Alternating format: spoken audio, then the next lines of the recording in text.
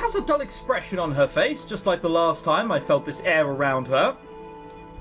With a bit of luck, you are going to notice that she is under the spell. Now, come on, Lena. You can do this. Erin, snap out of it. Okay, she has. I run up to her and reach out with my arms towards her. In that moment, I feel the earth tremble beneath me. As I look up, I see a large piece of the cliff wall break loose and descend towards us. Erin, stay still where she are. Well, I Timberland now. Erin, just stay still where she are, yo. Desperately, I throw myself towards her and grab her, pushing her out of the way. The boulder crashes hard where we had been standing, causing the pathway to crack. Crap. The earth crumbles beneath us, the air whistles past my ears as I fall, and a shock runs through me as my shoulder hits the hard slope that we are now tumbling down. I roll down, holding Erin firmly in my arms in an attempt to block her from the fall. If we're rolling, and I'm holding her arm, surely we're just getting hit as equally, aren't we? Unless I have the maneuverability of 10 cats and a panther. And then there is the hard impact as we finally reach the bottom. I gasp for air, my body hurts all over. I check on Erin, who is still lying in my arms. Erin, are you alright? She finally lifts her head and blinks as if she just woke up from a deep slumber. Then she looks at me and our surroundings in shock. Yes, what about you? Are you hurt? I sigh deeply and close my eyes. What it is with me falling from great heights. At least I don't think I broke anything this time. No, you just made everything worse, and if we find Adelaide now, we are fucked. No, I'm fine. Why is it always with the lies? Just whatever. Erin moves me off and tries to get me up, then she winces in pain. Oh no, I think I sprained my ankle. You can fucking hop then. I'm not carrying you all the way back. Erin slumps down again, an apologetic look on her face. I push myself up and look around. It's not going to be easy to get out of here with a sprained ankle, that's for sure. Yes, well done. It's like we're in a mountain range. Can you stand? A little. Yes, on one foot. She does know what a sprained ankle is, right? Alright then, looks like we'll have to wait a little before moving you out of here. I'd like to say I could carry you out, but no, it's okay. I'm sorry for causing trouble. Don't you dare say it's okay. The area seems silent again. I have no idea what caused the sudden landslide that pushed us down here. Oh, I think I could have a stab at that. And I'd hope everyone watching this could also have a stab at that. Could it be Adelaide? No. I'm sure it was the wind. Oh wait, there is no wind. I don't sense her presence here. Taking her current state into consideration, it shouldn't be too hard to sense her in spite of the situation. Why did you go up here? To be honest, I'm not really sure myself. I was considering asking you to take me with you the next time you went up there, but I don't think I plan to go alone. You don't think so? Something like that. Suddenly I just went anyway, if that makes any sense. Stop fucking smiling! You've put me in so much danger and we're just chilling here. The game's like, oh, happy music, you got your go, you got your go. She almost got herself fucking killed! Again! Like, it's fine.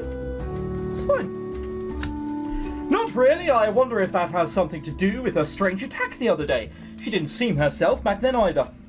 Mary told me you wanted to look for Adelaide. Oh, she did, huh? Well, that's sort of true. What else did you come up here for? The scenery? Well, I love plants, but I love plants when they're dead. When they're yellow, brown, and twisted, and look like a banana skin that someone shat on, that's what I like. Why would you do that? She's dangerous. Well, I hear you all talking about her. She's something like a witch, isn't she? A witch? I remember hearing that term used before. Supposedly it's widely used in Helen when describing evil users of magic who bring misfortune over others. It is what their mother had been accused of being. No. Don't you... Adelaide can't be her mum, can it? It cannot be something... No. Her mother was a witch, and they've only put that in for the story because sympathy?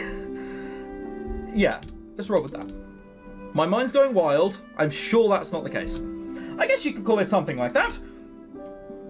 I just wanted you to talk to her, you see. I was thinking maybe she could be reasoned with and all this would end. Where's my fist? Can I just hold it out there and can you run into it, please? Fucking hell. I see. You see? No, you don't. It's a stupid course of action. Oh, I can't believe we're being such a pacifist about this. I heave a big sigh. Somehow I'm not surprised that Erin would do something rash like that on her own. Then tell her off, for God's sake. I guess she wanted to do something too. Yeah, something like that. We fall silence again. Darkness is slowly falling in from the... Slowly falling in? It looks like we've taken a photo and added the sepia effect. It's slowly falling in the mountains. It is dark. We stay out here any longer, we're going to look like Tin Man from The Wizard of Oz. By saying that, I would prefer to be without a heart at the moment. That way I could punch her.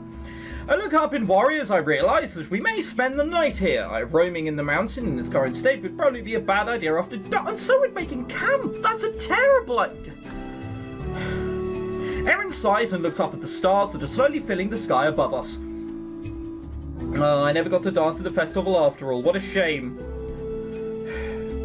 That melancholic smile spreads on her face. You wanted to? I did. I was really looking forward to it too. I guess it's a childish dream to have. That night she had kept declining my urges to go dance with someone, so in all honesty she wanted to go all along. Yes, but guess who? I guess I was afraid. She answers on her own accord, still looking up. Would you have danced with me? Me? Yeah, I don't think there are any others I could have asked. She finally turns her head again and smiles back at me. I'm sure there are many men in the village who would be happy to be dancing with this girl. Who? Huh? You know what? Different things for different guys, alright? Whatever floats your boat. I'm not a great dancer. Yeah, so I was also in a twat dress. Don't worry, I don't think many are here. It would be fun. But it's too late now. I guess I have to wait until next time. Hang on. Let's just let's go about that.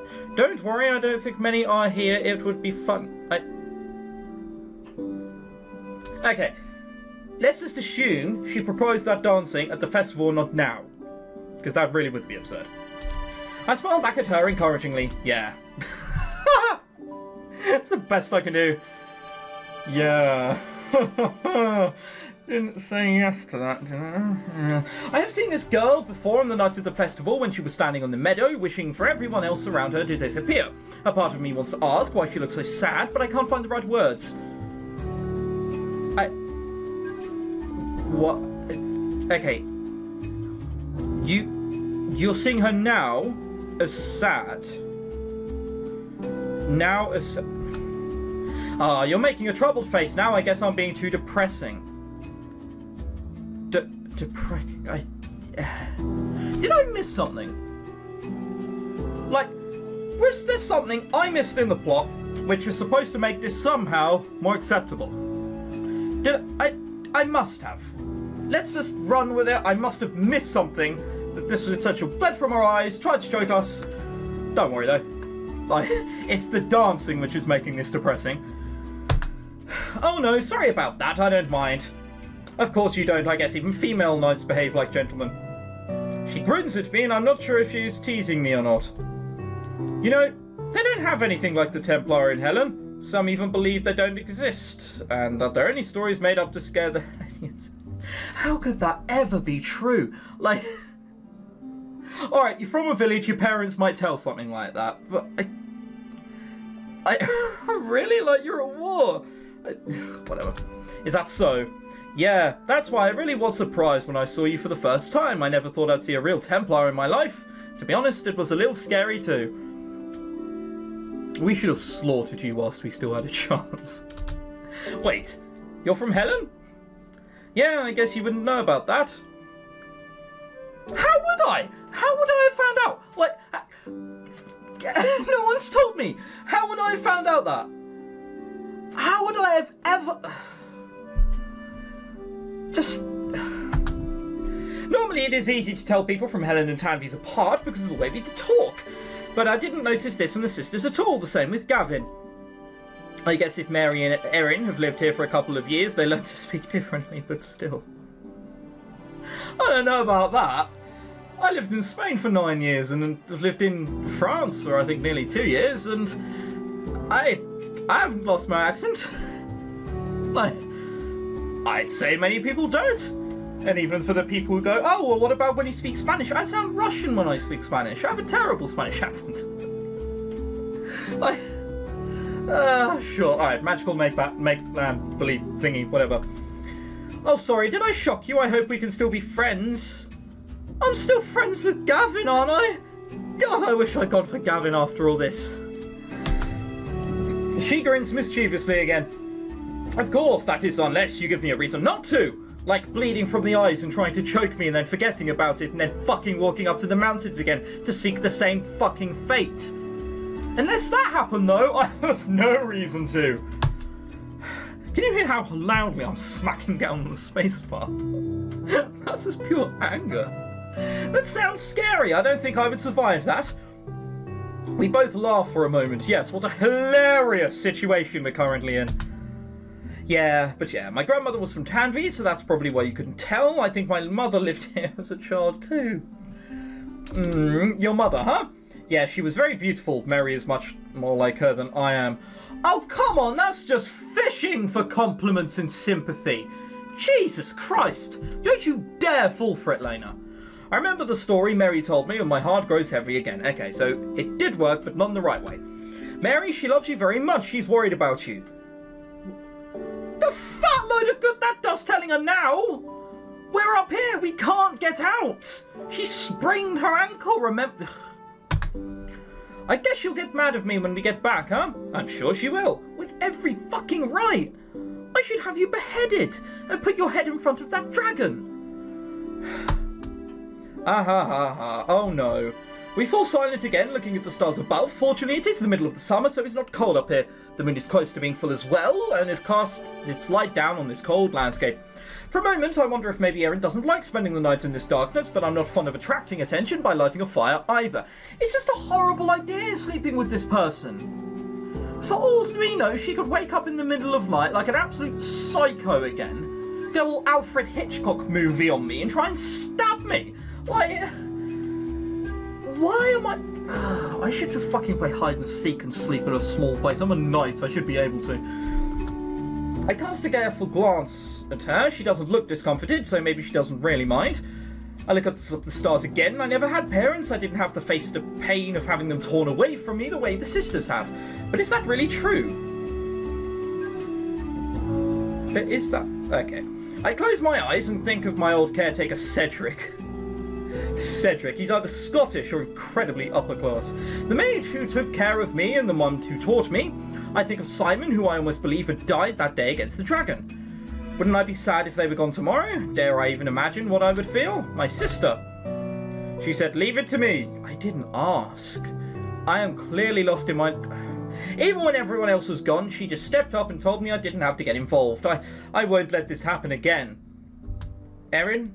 Her energetic voice is fading. I can tell that there are tears in her eyes. I can't. I don't know how you're telling that. Even though she tries to ignore it, not knowing what to say, I just move a little closer to her and lend my shoulder, as if knowing my attention, she leans up against me. It's dark around us, but I can't hear any of the usual sounds from the night-active animals live here. Tomorrow I'm going to see how Erin's ankle is doing, and then hopefully we'll be able to get out of here early in the day. After that, we will head straight back down to town so I can get her into safety. The sisters should just stay there. I don't want them to get even more involved. If Erin's strange attacks have something to do with the encounter with Adelaide, then hopefully taking care of her will solve this problem. Then they will be able to return to normal, not fearing for their lives anymore. Or the curse will still remain, and she's fucked. Adelaide, in contrast to Erin and Mary's mother, she is not just having an unfortunate run-in with superstition.